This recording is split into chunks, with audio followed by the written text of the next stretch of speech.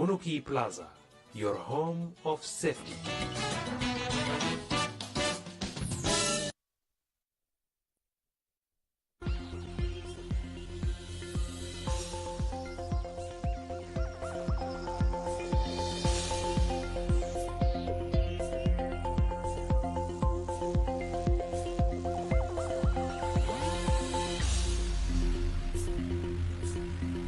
Governors discuss strategy to combat crimes in Greater Jonglei states.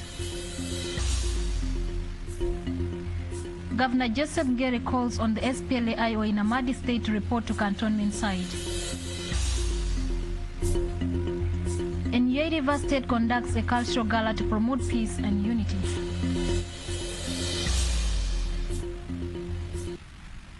Hello, good evening and welcome to SSBC Live from Juba. I'm Elizabeth Akolde Malak, taking you through the news bulletin for 16th of April 2019.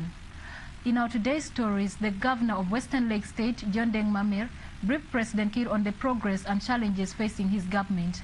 In a statement to the media after the meeting, Deng said he briefed the president on the security situation and outlined the significant progress made by the state government by reducing crimes along Juba-Rumbek roads.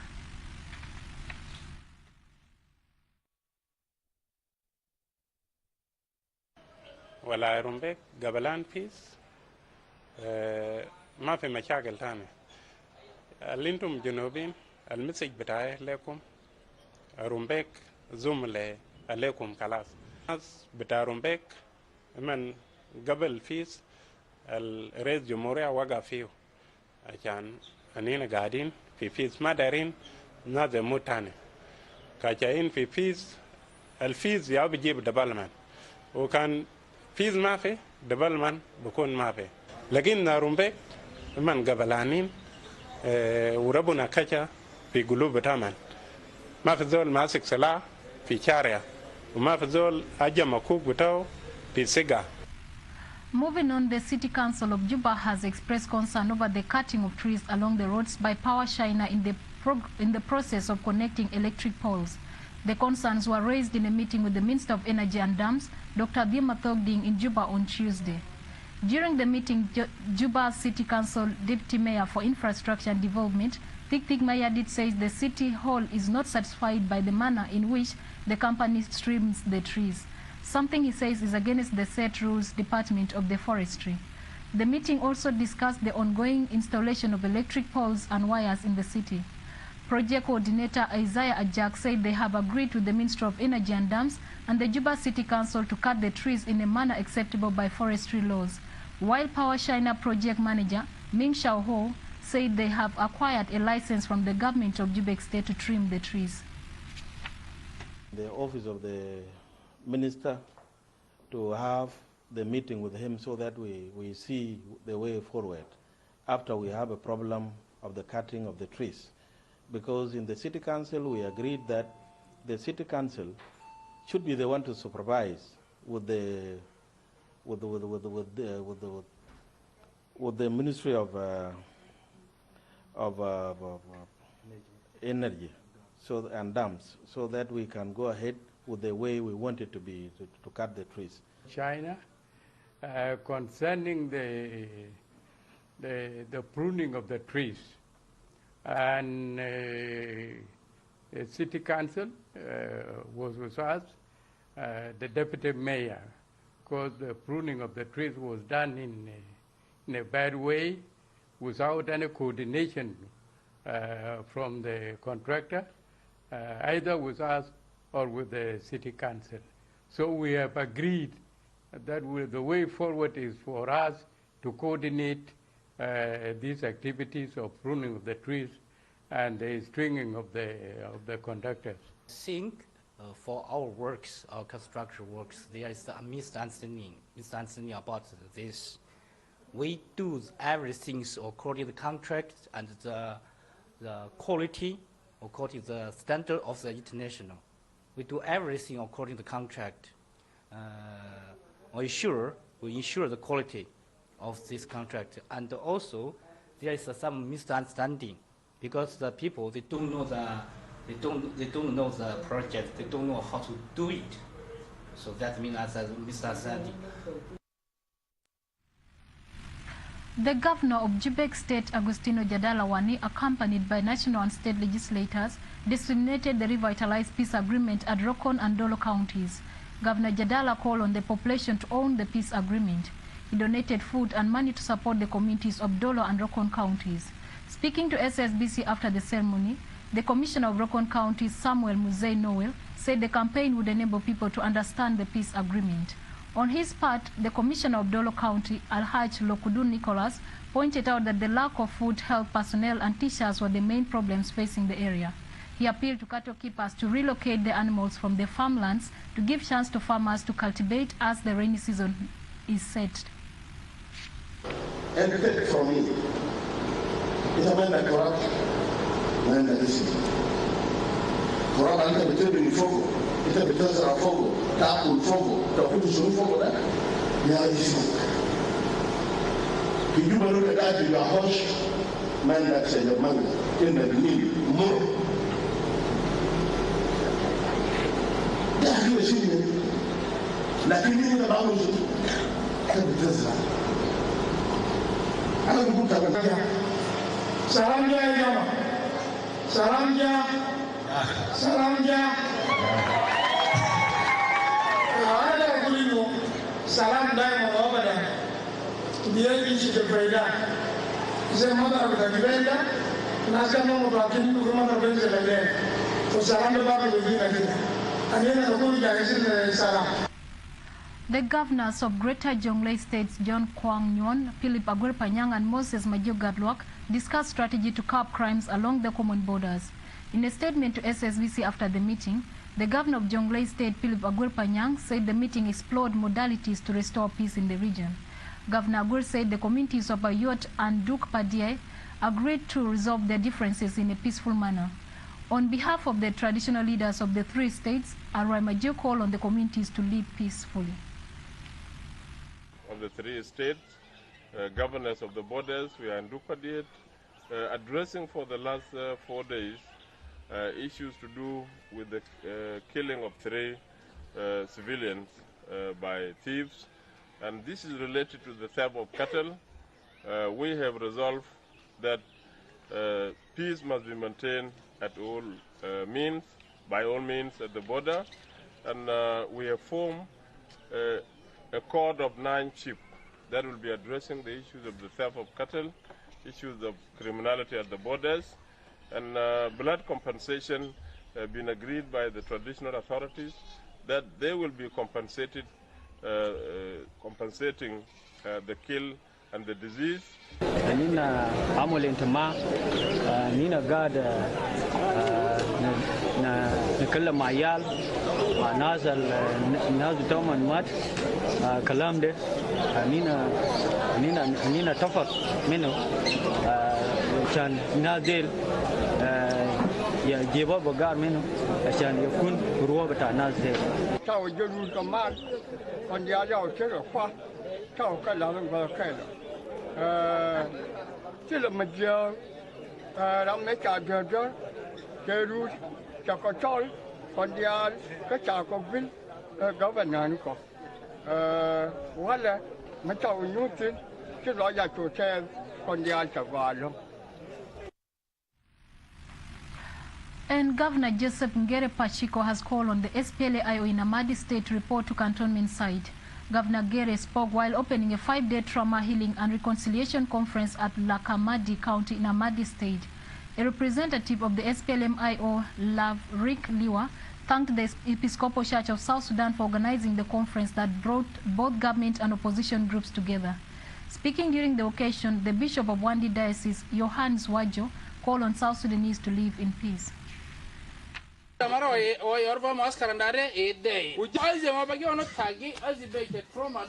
tanje mala arbo el la gwanje la kama diru botereria kan taro fi yari karam halina fi kedi ba karabu halina ndramo to en karabu ne haya agwanje kedi baro ne to kilara se la kama dero ladi ya la kama de zita de deri ya de ma karabu la sola kitali sola fi firasu zital wa fe masiji ana kali ana sibu seria maftua oteda na mjibita yombe tebe kitondo sitana barnamij dekan indi abamul barai lakini ye kwamde virusi ile mabar ile ngwano kali korchire du ko bare bitamuru al fi kul makande keleji izi dia kulu kale roba yala ne na haddi bulkida kan ma kalamda doko ye tungadu zevuna ene nye asa lo fagna ولدنا في الحرب ورجس في الحرب فتلقوا نفوسنا في القلوب فالمؤتمر ولما نشوفها الداخل خلاص زول بيكون مبسوط انت بتشوف زول مبسوط دي يا مؤتمر ده قلنا هنا عملنا فوقه وجربنا وشفنا قد عنده علاج بتاعه زي ما الناس قبل قاعدين يتكلم يعني في حاجات تكون مدهش. For those who have just tuned in, this is SSBC News. Let's go for a break and we shall be right back.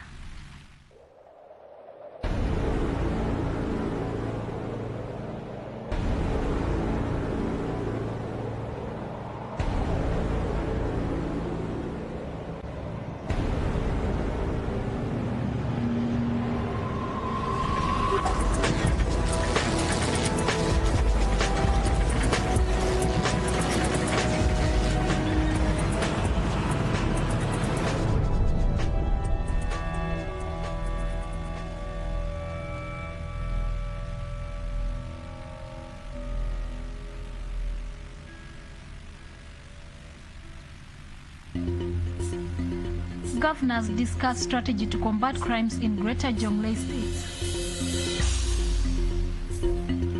Governor Joseph Ngere calls on the SPLA-IO in Amadi State to report to the cantonment side. And Nyeri River State conducts a cultural gala to promote peace and unity.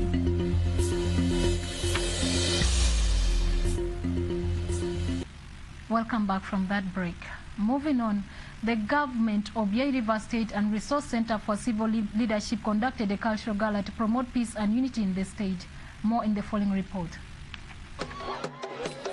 The government of Nyeri River State, in collaboration with the Resource Center for Civil Leadership, organized a cultural gala that brought various communities to showcase their traditional dances and songs. Speaking during the event, the Deputy Governor Yusto Baba called on the people of the state to embrace ethnic diversity. Yusto said the unity of the various communities symbolizes one South Sudan.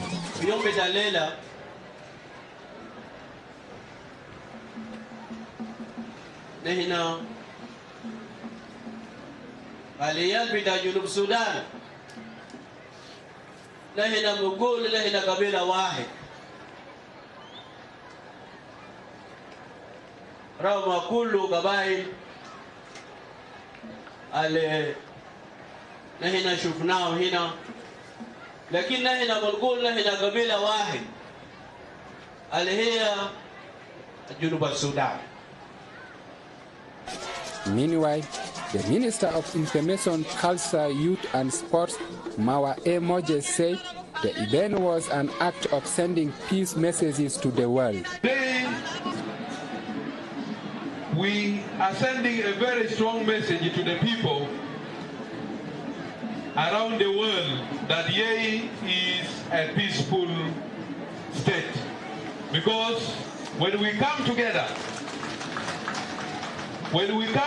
to celebrate today, the way we have seen, by the way, I want to tell you that I have never been to all the parts of South Sudan. But today, because of this cultural day, I have gone to the whole of South Sudan because I have seen all the cultures of South Sudan.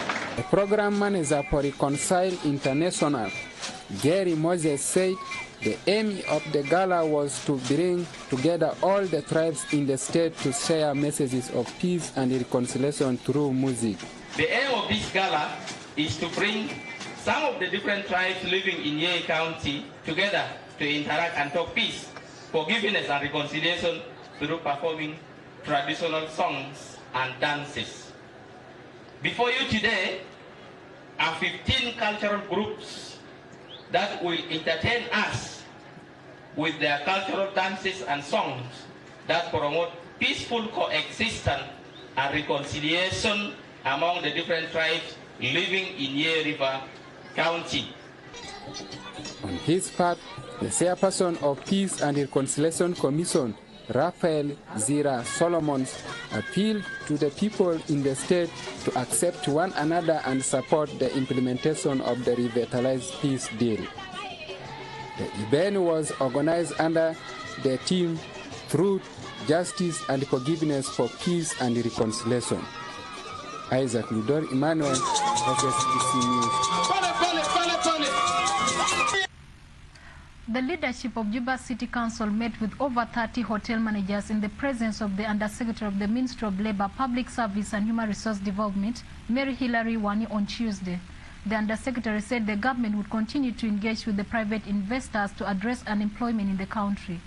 The Deputy Mayor for Infrastructure and Development, Tiktik Mayardit, said the meeting discussed equal employment opportunities in private sectors. On behalf of the hotel managers, Merhawi Misfan of Pyramid Hotel said they would comply and abide by Public Service Act 2017, which stipulates the provision of equal employment opportunities for local and foreign nationals in private sectors. This is important workshops where my ministry is also participating in order to understand on how the national development for risk reduction, for disaster risk reduction study is going to happen.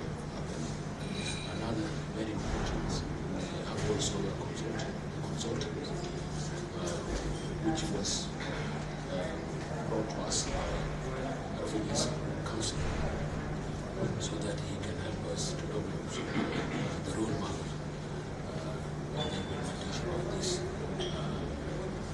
study. The main purpose is to consult with the... We apologize for the wrong video. Moving on, the chairperson of the Assembly's Committee for Regional Integration, Lydia John Jock, met with an European Union delegation in the presence of the advisor of the Ministry of Trade, Industry and East African Affairs, Thomas Iwan, now in Juba on Monday. The meeting discussed the harmonization of the country's laws with the East African community, as South Sudan is a member of the regional bloc. قانون بتاعت الإميجريشن وكاستمر لو ديل القوانين اللي بيخصونا شديد في دولة جنوب السودان، فإحنا في حاجة أمسة إليهم. لذلك اجتمعنا اليوم لكي يكون عندنا تواصل ومشاركة مفيدة للقوانين دي. Of prominent lawyers that will be supporting South Sudan in revision and harmonization of South Sudan laws with those of the East African community. That is critical in terms of implementation of the various projects and the programs of East African community for the benefit of South Sudan, for the benefit of the other East African community of members, and so that the commitments that have been made with South Sudan joining are implemented. South Sudan HIV/AIDS Commission and the UN/AIDS conducted a 5-day training on data collection. The commission's deputy chairperson, Dr. Shol Ayom, said the workshop aimed at developing the country's resources and urged the participants to be committed in collecting data. The Director General of the National Bureau of Statistics, Labanya Margaret, outlined the importance of the data collection for development. The UN/AIDS Program Support Advisor, Betty Araba, said the workshop trained participants on accurate information collection. We need this training with quality data, so it will not be thrown out. It is international activity and is funded by UNAIDS. Thank you, UNAIDS, for doing that. But it is the work of South Sudan to assess how much the other organizations are coming. The Minister of Finance usually say HIV Commission has a lot of money. And the truth, the money is not with us. The money is with organizations. To make sure that 90% of people who have HIV, who have the virus, and then we know that they have the virus. And how do we know that? How much money do we need to put in to make sure that people know this? So we need to buy the commodities, which are the testing kits. we also have to make sure that the 90% who know their HIV status are on treatment. So then we also have to find out how much money is already put into treatment and what is the gap that we need to fill. Is to help the country, including the most important institution in this screening HIV/AIDS, that's South Sudan HIV/AIDS, to understand the gaps in both allocation of financial support and non-financial supports. There are so many players in the HIV/AIDS sector, which is also part of health. And so people may always begin to say they have brought in money, but without a transparent data or information of how much they have brought in, it's very difficult for people to understand. So it's very important that they carry out this data collection, and it has to be really quality data, so it can help them also inform their own internal decisions, which affects the whole country. And for the first time in 7 years, hundreds of residents of Pagak, the capital of Maywood State, on Tuesday felt reconnected with the rest of the country as they gathered at the airstrip to witness the resumption of the commercial flight launched by South Supreme Airlines. Governor Borajrom said the flight would facilitate the repatriation of refugees and displaced persons as well as its transportation of essential goods during the rainy season. The weekly flight between Juba and Pagak will create job opportunities for the people of Maywood State, according to Gabriel Gang, the managing director of the South Supreme Airlines.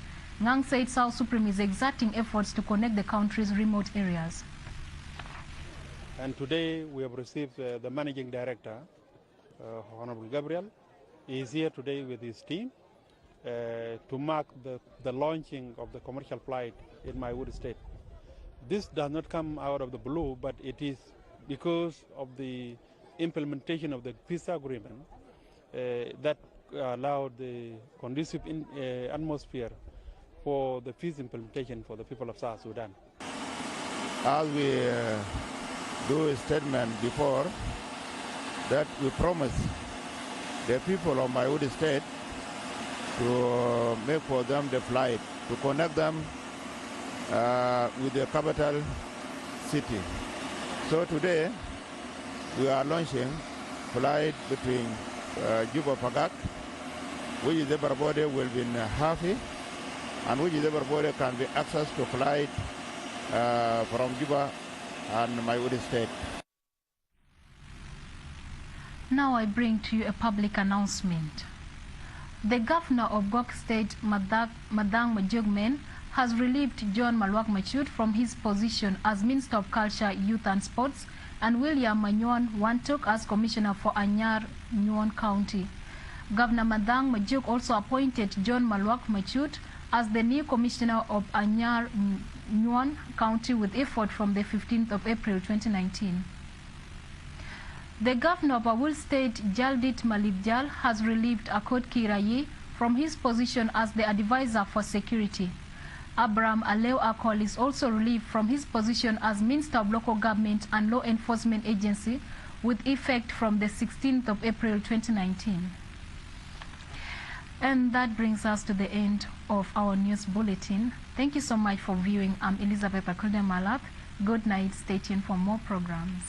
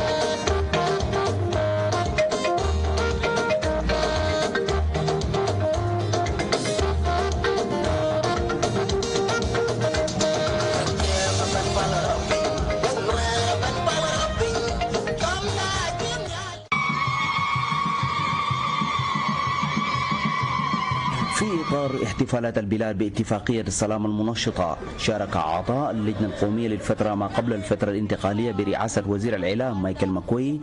شارك مواطني ولاية شمال عالي النيل في كرنفال السلام نظمه حكومة الولاية بمدينة بون في مقاطعة شمال شرق المبان يوم الخميس. وكان في استقبال الوفد فور وصولهم مطار مدينة بون حاكم الولاية عوير داو أغاني وحشد غفير من الفرق الشعبية التي تمثل كافة مكونات جنوب السودان.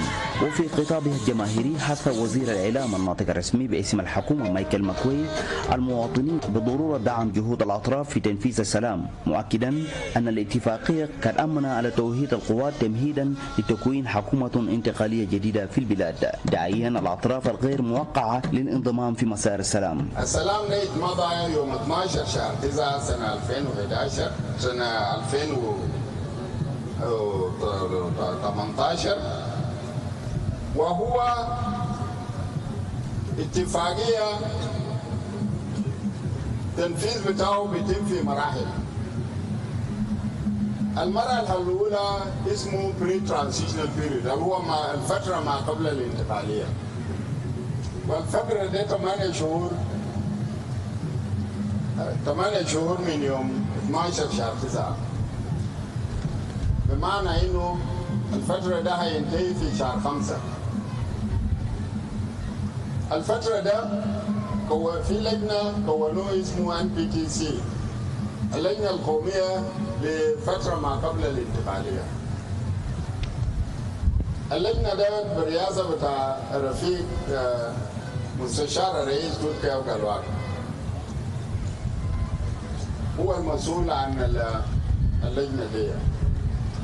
الفترة ده مفروض نحن نكون فيه كنترولمنت نقاط التجمع بتاع ايو، يعلنوا فيه ايو يعلن القوة بتاعه كم، ويعملوا فيه نقاط التجمع، وهم يجمعون في محلات ديل، وبعد ما يجمعون هم يدربوهم، يعملوا لهم سكريننج، شوفوا الزول المناسب اللي بمشوا في الجيش والبمشوا في البوليس والوحدات الأخرى، وبعد ما يعملوا لهم سكريننج يعملوا لهم تدريب، وبعد ما يعملوا لهم تدريب they are integrated in these forces.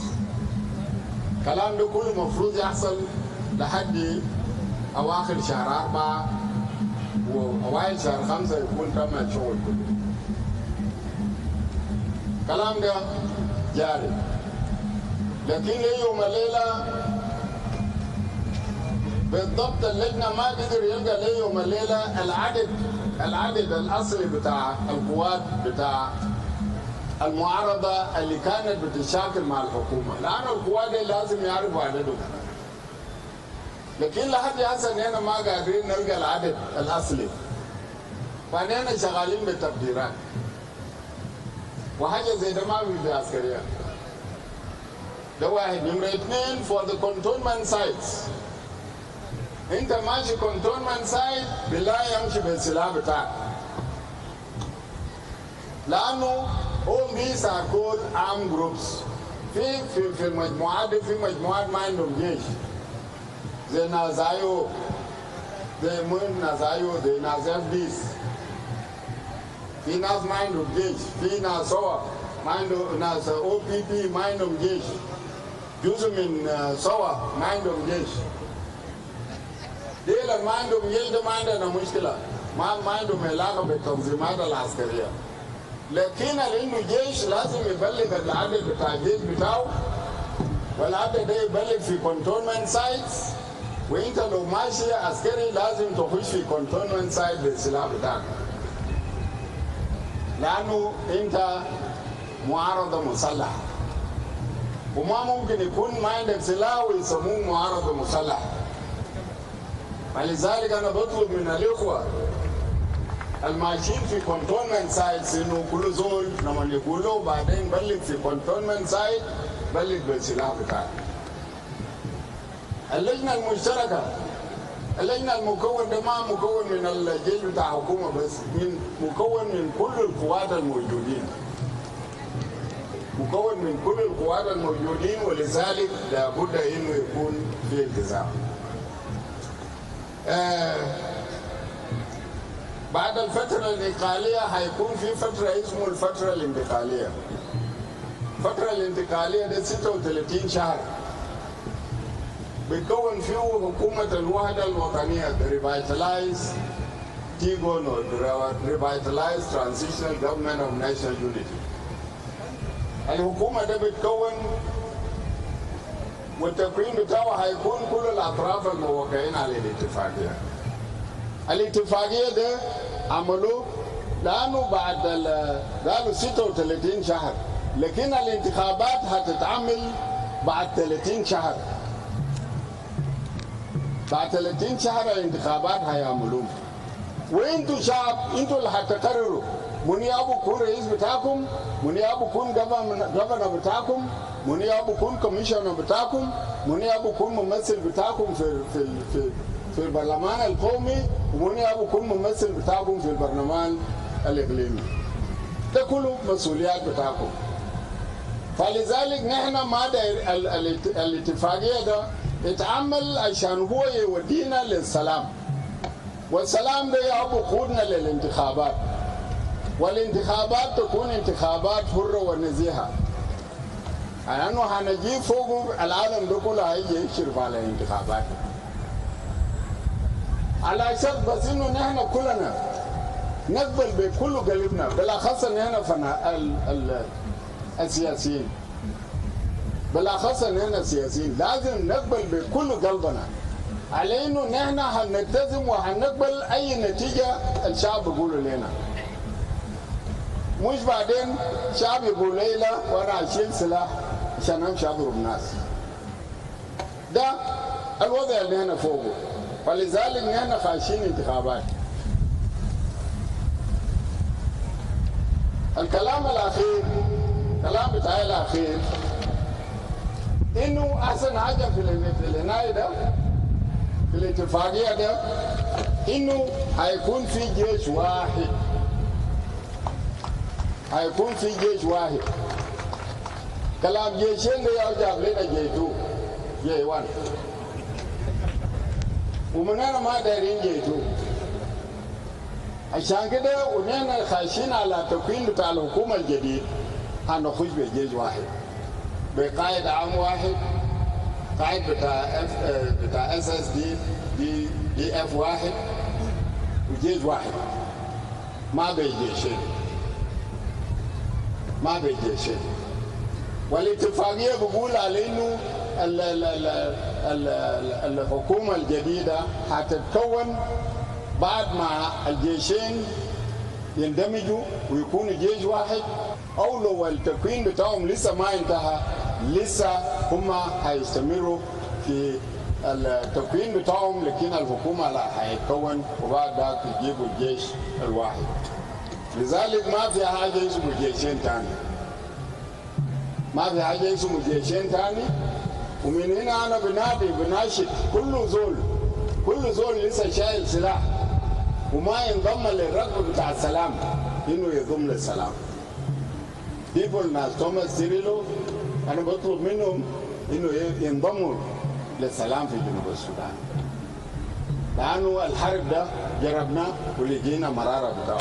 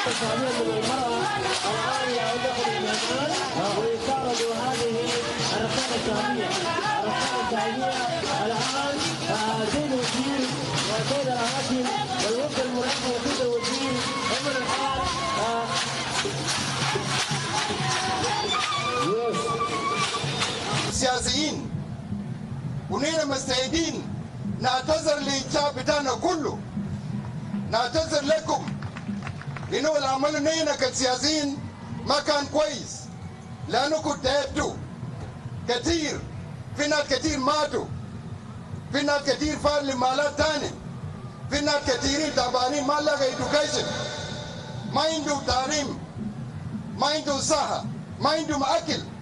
هسا السلام جابوا عشان نعمل شنو؟ نويد الصف بتاعنا نستقل يصل شنو؟ التنمية في بلد بتاعنا يا جماعة. لأنه السلام ده أنت ما كور أنت ما تكور ده سلام سلام. سلام بدون شغل ما سلام. سلام ده الشغل.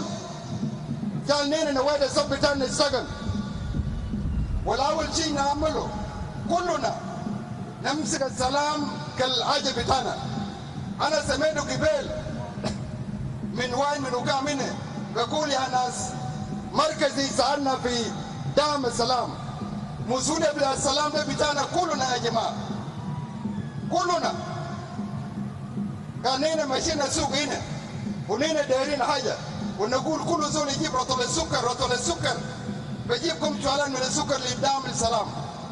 وكان قلنا دقيق فنفس الشيء ممكن ندعم. وكان قلنا تهران جالك قدروا الموجود هنا كل زول عنده قدروا ممكن يتبرع به. ده اللي شنو؟ دعم السلام كان هنا ممكن نركز السلام بتاعنا ده. لكن قروش ده ما قروش كان انت طلبنا قروش كتير ما بمشي لجيوب الناس. إذا جينا حانية السكر والدقيق والشاي واللبن ده كله دعمنا السلام كلنا. أنا أعتقد الجيش بتاعنا نينا ممكن يتمنوا وبعدين نينا ممكن يكون مواد الجيش. لأن السلام بقول فترة الانتقالية ده جيش يكون واحد جيش بس واحد رئيس الجمهورية واحد الحاكم. حاكم في ولايات هسه عندنا حاكم بتاع آداب عندنا حاكم بتاع جنوب بتاع شمال على النيل وبتاع مايوت. أنا بقول لكم يا حكام السلام بقول 55% يكون لشنو؟ للناس حكومة و18 يكون لمن معارضة. لكن كان شغله والله بتاعك كان انت في معارضة وكان انت في حكومة وحكومة شغله قول الحمد لله تتكلم بالسلام ما تشيل صلاة ثاني مرة ودي اللي أكون بتاعك لأنه تسجل أجل السلام. كان حكومة بتاع شمال النيل وغلي وبوزيشن كمان نقول مع سلامة نين بسجل معك سوا. ده حجر نينا دايرينا نينا هنا وظائف المتخلقوا ده لنا كلنا ونينا نوقف وراء زول الباينك الحاكم في كل ولاية البعثة. أنا أعتقد من يوم الليلة يا جماعة نينا مقصودين جدا. ده يوم بتاع سلام ده يوم بتاع خير وكلنا نمسك السلام بالقوة ونويد الصف بتاعنا ونعمل تنمية ونعمل مصالحة مع بعض ونسام بعضنا البعض. يعني هنا ممكن نعمل تنمية الحقيقية في البلد بتاعنا. أنا كالوزير الزراعة زراعة ما في معناه نيون لسه موجود. زراعة موجود معناه نينا عملنا سلام كويس جدا. أنا بقول لكم يا حكام يا مواطنين ناس قاعد الجيش لما يكون ما في شكله نمشي كلنا للزراعة عشان نمشي ناكل. لأنه العدو الكبير ده بطن بتاعك ده عدو كبير كان ما فاضي سنين ما بركزين. عشان كده نينا لازم نمشي للزراعة. ونمر 2 نعمل طرق بتاعنا عشان يكون تمجس مع ناس كله عشان بيجي سوا. أتينا لنتفق معكم. ليس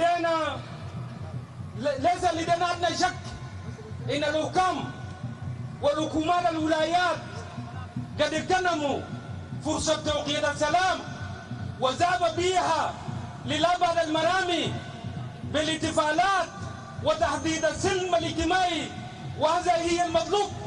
وأريد أن أقول لك أخي الوالي إنه الذي يمكن أن يقوم به القائد الرئيس الفقير ميادد بتوقيع اتفاق السلام قد قام به.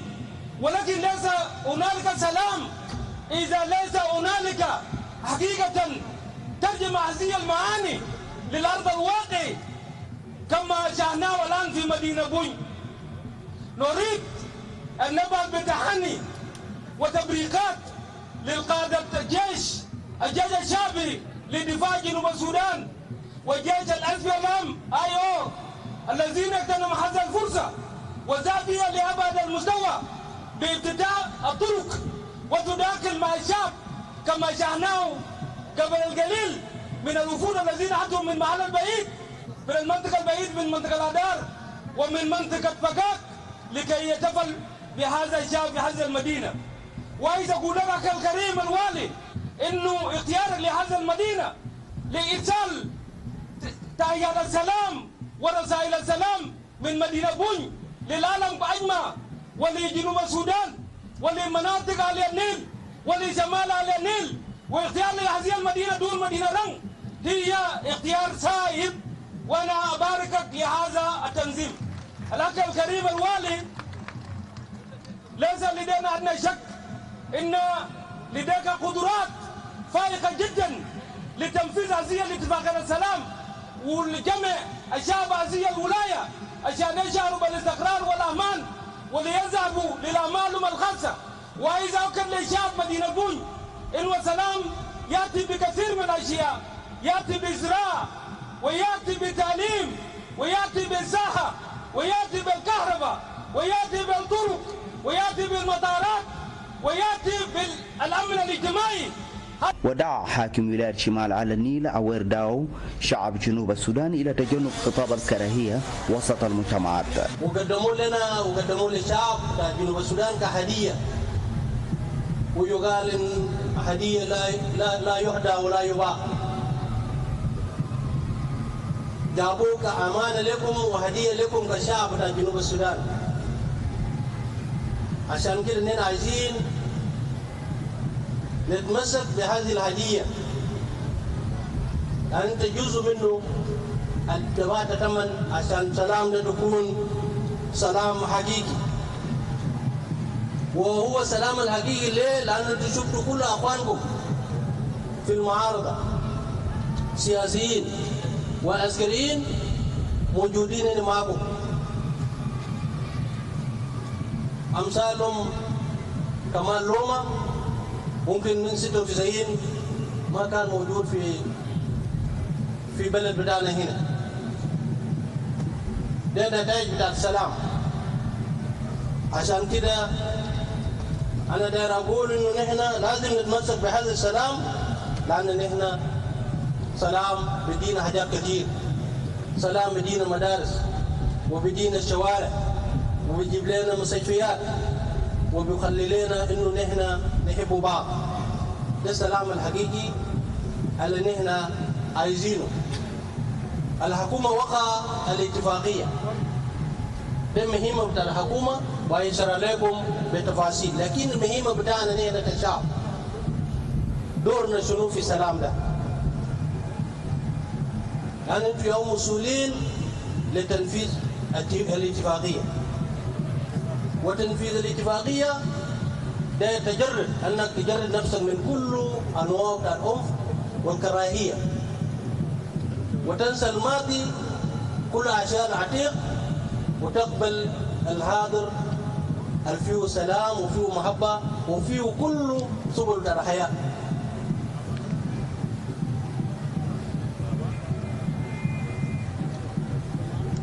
السلام هيجيب لنا السلطة الكثير، السلطة اللي احنا كنا دايرينه، السلطة اللي أصبحت مفتاح بتاعت الهروب، وأصبحت مفتاح بتاعت الكراهية، وأصبحت مفتاح بتاعت عدم الاستقرار بتاعت الإنسان الجنوبي. ده معنى بتاع السلام. عشان كده نقول لكم إنه كفى زمن بتاع الحرب. إذا كان أنت داير السلطة ولا داير أي حاجة، السلام هيديك له. خلينا نتجه ونربي الناس ونفتش السلطة بأحياء وليس بالأموات. نحن نفتش السلطة بالأحياء وليس بالأموات، لأن كفى جربناه إنه نحن نمر ونقتل بعض عشان نلقى السلطة وما لقينا حلول. عشان كده هسه انه نحن نقدم التنميه وخدمات عشان الانسان بتاع جنوب السودان يعيش في رفاهيه، وانت بعدها لو داير سلطه من خلال الرفاهيه ده انت تلقى سلطه. ربي لك ناس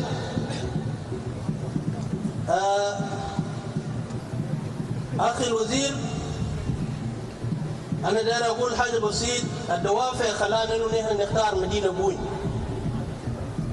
تكون مقر لهذه الاحتفالات.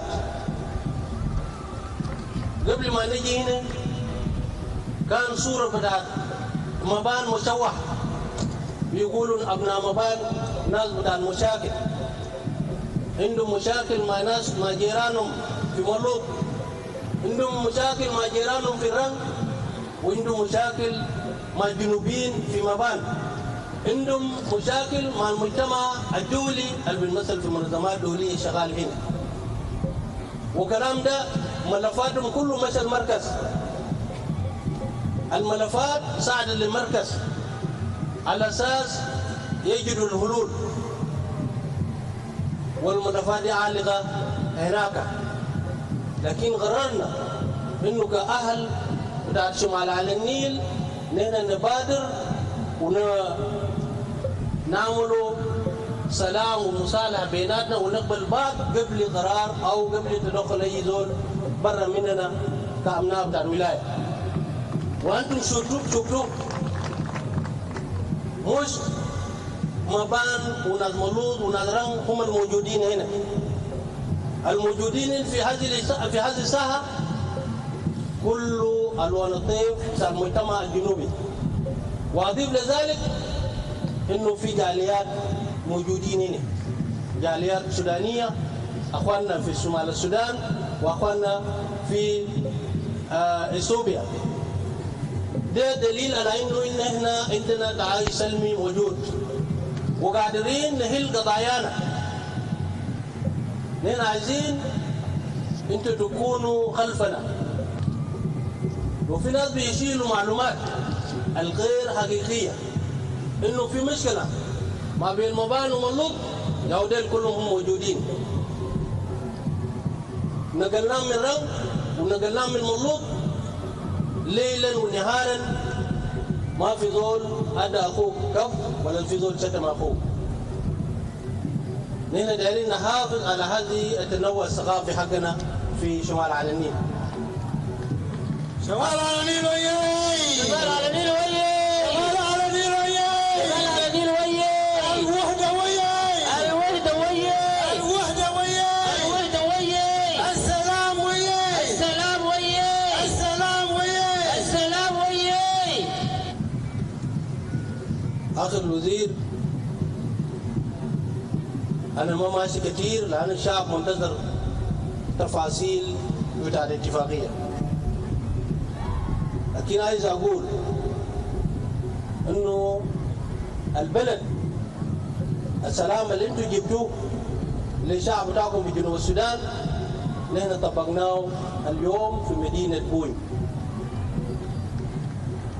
وعشان طبقناه في مدينة بوي دعانا ونادينا كل المنظمات عشان ما يرجعوا ويمارسوا ويداولوا الشغل بتاعهم. وانتم شفتوا كل المنظمات موجوده وساهموا في انجاح هذه الاتفاق. لأن عايزين تكونوا بصيريين في الاتفاقيه، لان الاتفاقيه يوم بريح الشعب بتاع جنوب السودان. والاتفاقية دي داير مصالح في الأول في الإنسان مع نفسه وبعدها مع آخر.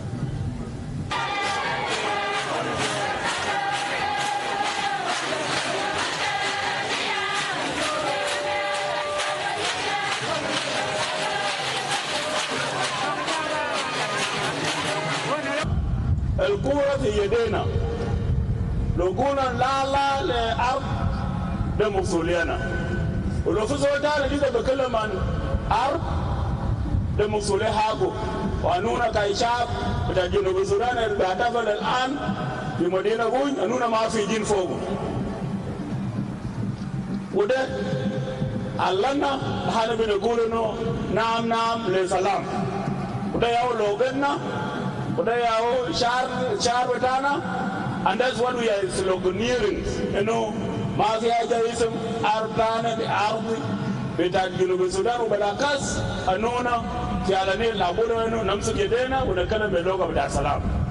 السلام يا جماعة بدينا أحياء كثير حريات كثير وكله راح والناس يتفاعلون ما رأيت تانا في على النيل وما رأيت بجنوب السودان بسبب عامة وأكيد ده شيء مطلوب لمواطن الجنوب وده شيء دايرين نقدم لمواطن الجنوب نيابة عن ولايين الوسطى بنقدم لكم مبروكات بنطالب انه كل روح يستمر ده تريد الويت بكلنا انه نكرش من الميدان بتاع ارض ونكش بترتيبات بتاع التنميه زي اليوم معنا حاكم بتاع مايود القام من الحدود بتاع اثيوبيا لحد ما يوصل هنا ده بورينا بيطلب انه في سلام علينا قدرات كله في سلام بكلنا نكون وحيدين في سلام بننجح نجاحات كبير في سلام بنتهي حاجه اسمه موت في الجنوب في سلام بنجي الحوج بتاع الجنوب الحوج بتاع الجنوب في عالم ما كان هيوروك بشكله بجنا يان ولا مرة جان ولا جنا جان بوروك بتنمية بوروك بالكفالات دايما بنحتفل اليوم وده شيء الدارين وده شيء الدارين الصبر للشعب الجنوب ودارين الصبر للعالم كله انه انونا كشعب الجنوب واقفين بالسلام عشان كده بعد ما وقعوا سلام من يوم 12 شهر 9 الآن طرق بقى فاتة في كل ملان. وقال ممثل الأحزاب السياسية الأخرى بيتر ميير مجونجديد إنهم سيعملون إلى جانب شركاء السلام من أجل التنفيذ الفعلي للاتفاقية. نحن في OPP هدفنا ما كان سلطة، هدفنا واحد وأوريكم حاجة بسيطة. هدفنا هو الأمانة والسلام بتاع الشعب. هدفنا إن نحن ما ندخل تاني في لف ودوراني، ما نلعب توم اند جيري، نحن نحقق السلام وننفذ كل الإصلاحات والسلطة دي تسلم على الشعب والشعب يحقق ويدير أي زول الشعب دايره يجيبه. فبالتالي نحن في الوقت الحاضر دايرين الشعب بتاع هذه الولاية والحاكم هذه الولاية تستمر بنفس الروح لأن دي الروح الوطنية وتحقق بأن السلام متوفرة والسلام طبعا ما بقروش والسلام ماشي السلام لازم تكون متوفر في القد وفي الأكل من أجل شعبك. فأنا ما حطول حديثي داير أعكد على الشعب في هذه الولاية بأن الأحزاب السياسية الأخرى جاهزين للسلام. كما دعا ممثل الحركة الشعبية في المعارضة اللواء كوان كوب داك الجميع للعمل من أجل الوحدة والتنمية للأجيال القادمة. الحاصل في الجنوب تاريخ ونحن لو رجعنا فيهم نحن ما نمشي لقدام، نحن نخليه لورا ونبدأ صف جديد. لأنه البلد دي نحن كلنا مسؤولين من صغير وكبير، من قبيلة صغير ومن قبيلة كبير. إذا حصل واتقفل الإصلاح برضه بيجي مننا ما بيجي من برا. نحن نسامح البعض، نحن نسامح البعض عشان البلد بتاعنا التراب بتاعنا دي. لأنه إف نحن قلنا وأنا قلت على الحق والآخر على الباطل صدقوني نحن ما حنمشي لقدام. نحن في أيوة مقتنعين على الكلام ده إنه الجنوب أكبر مننا كلنا. جنوب السودان أكبر مننا كلنا. ننظر للقدام، ننظر للتنمية، نشوف نحن أخطأنا وين ونصلحه، ونحن مشينا كويس وين ويبرود. نحن عايزين نكون مؤسساتنا مؤسسات قومية كان جيش كان شرطة. وأشار ممثل تحالف المعارضة بجنوب السودان بإبراز روح الوحدة والتعايش وسط مجتمعات ولاية شمال أعالى النيل. سألنا أنفسنا ليه شعب جنوب السودان تعبان؟ ليه أهلنا تعبانين؟ الإجابة إنه لازم يكونوا مرتاحين. عشان يكونوا مرتاحين يحصل شنو؟ لازم لقيادات جنوب السودان أن يعودوا إلى صوت العقل. لازم الناس تنظر لهذه المشاكل بصورة منطقية، وهذا ما حدث في مفاوضات السلام. الناس تجردوا عن كل المسائل الشخصية